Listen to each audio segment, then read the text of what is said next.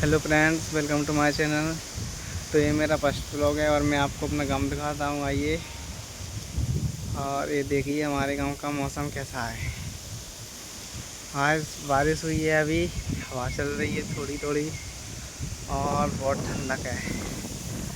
मौसम मतलब बहुत अच्छा है। आपको दिखाऊँ, हवा देखो कितनी तेज चल रही है। बारिश भी 5 मिनट हो गए, मतलब अभी कुछ कुछ बूंदें तो अभी पड़ भी रही हैं। तो मौसम बहुत ही अच्छा है। आपको ब्लॉग में स्वागत है और ये मेरा फर्स्ट ब्लॉग है।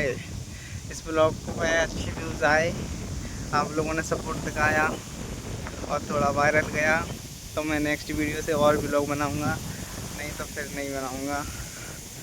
ये देखिएगा, मौसम बहुत बहुत बहुत बहुत बहुत अच्छा है, मस्त। चलिए दोस्त, मिलते हैं। अभी का ये ब्लॉग ठीक है, कोई देखता नहीं है तो फिर जाना पड़े, बनाने का ब्लॉग मन नहीं करता। इस ब्लॉग पे व्यूज़ आए तो ही नेक्स्ट बनाऊंगा मैं। मिलते हैं नेक्स्ट वीडियो में।